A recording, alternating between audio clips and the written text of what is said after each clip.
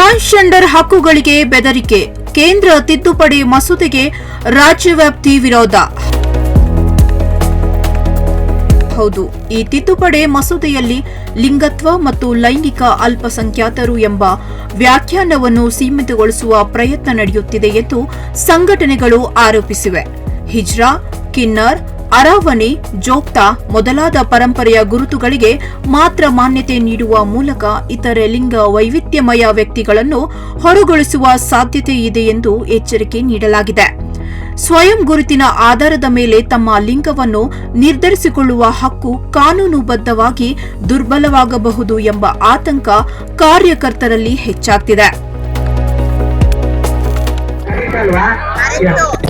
ಇದಕ್ಕಾಗಿ ನಮ್ಮ ಹೋರಾಟನ ಮಾಡ್ತಾ ಇರೋಣ. ನಮಗೆ ಬದುಕಕ್ಕೆ ಒಂದು ವ್ಯವಸ್ಥಿತವಾದ ಕಾನೂನುಗಳನ್ನು ರೂಪಿಸಿ ಈ ಸರ್ಕಾರ ಬದಲಾವಣೆಗಳನ್ನು ಮಾಡೋದು ಬಿಟ್ಟು ಈ ಸಮುದಾಯವನ್ನು ಸಂಪೂರ್ಣವಾಗಿ ಕೊಲ್ಲಲ್ಪಡ್ತಾ ಇದ್ದಾರೆ.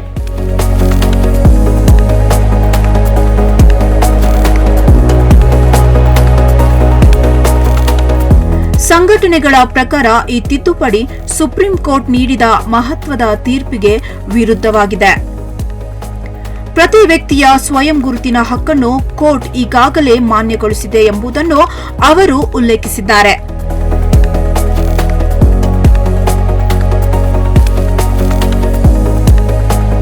This bill is passed, and the next bill that will be passed would be for the other sexual minorities in the community.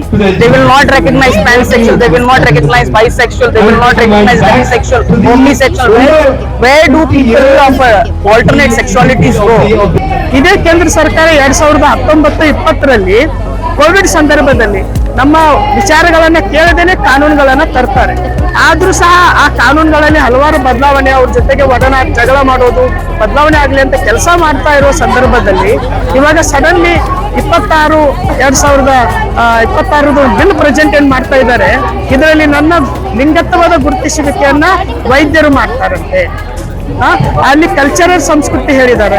ಯಾರು ಹಿಜ್ರಾ, ಅರವಾಣಿ, ಜೋಗ್ತಾ, ಯೂನಿಕ್ಸ್ ಅಂತ ನಪುಂಸಕ ಅಂತ ಕನ್ನಡದಲ್ಲಿ ಪದ. ನಪುಂಸಕರು ಅಂದ್ರೆ ಯಾರು ಅಂತ ನಮ್ಮ ಪದ ಇದೆ. ಆ ಪದ ರಾಜ ಮಹಾರಾಜ ಒಂದು 12ನೇ ಶತಮಾನದಲ್ಲಿ ಬಳಕೆ ಆಗ್ತಾ ಇರುವಂತ ಪದವನ್ನ ಈಗ 21-22ನೇ ಶತಮಾನದಲ್ಲಿ ಈ ಸರ್ಕಾರ ಪದ ಬಳಕೆಯಲ್ಲೂ ಸಹ ಬಿಲ್ಲಲ್ಲಿ ಒಂದು ಈ ಸಮುದಾಯಕ್ಕೆ ವಂಚನೆ ಮಾಡ್ತಾ ಬರ್ತಾ ಇದೆ. जो संविधान के बल पर आज तक नागरिक के नाम पर चलते आए हैं, इन सभी को अपने वोट के राइट से वंचित किया जा रहा है. उनको अपना हक खोना पड़ रहा है.